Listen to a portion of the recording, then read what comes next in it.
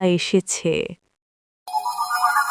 আস্তানার সামনে হঠাৎ করে একটা গাছ গজিয়ে ওঠে, যাতে টকটকে লাল আর সোনালি রঙের ফল ধরে আছে। ফলগুলো থেকে খুব সুন্দর ঘ্রাণ বের হচ্ছে। নীলকণ্ঠ আর রূপালী সেখানে দাঁড়িয়ে আছে। ওরে বাবা, রূপালী দিদি, দেখেছি সেই ফলগুলো, কি লাল টকটকে! মনে হচ্ছে কামড় দিলেই মধু বেরোবে। আমার তো পেটের ভেতর ইঁদুর দৌড়াচ্ছে। দাঁড়া নীলকণ্ঠ, তাড়াহুড়ো করিস না। এই গাছটা তো আগে এখানে ছিল না, হঠাৎ কোত্থেকে এলো? আরে দিদি, তুই সবসময় সবকিছুতে সন্দেহ করিস। হয়তো নাগমণির আলো পেয়ে গাছটা খুশিতে এক রাতে বড় হয়ে গেছে।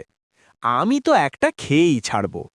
নীলকণ্ঠ যেই একটা ফলে কামড় দিল, অমনি তার গলার আওয়াজ পাল্টে গিয়ে একদম ছোট বাচ্চার মতো চিকন হয়ে গেল। ওরে বাবা, দিদি, আমার গলাটা এমন হয়ে গেল কেন?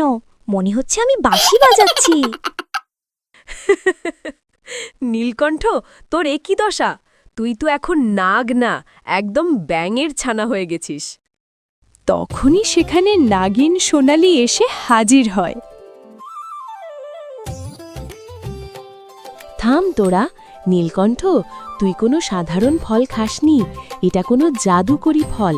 এই দেখ, গাছের পাতাগুলো কেমন কিলবিল করছে। কেমন বুঝলি নীল চ্যাংড়া? আমার জাদুর ফল খেয়ে এখন তো তোর গলা দিয়ে বাঘের বদলে বিড়ালের ডাক বেরোচ্ছে। এখন দেখি কেমন করে নাগমণি পাহারা দিস। নীলকণ্ঠ, ভয় পাস না।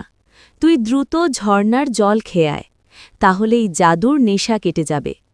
রূপালী, তুই ওকে নিয়ে যা, আমি এই মায়াবী গাছটাকে ভস্ম করছি।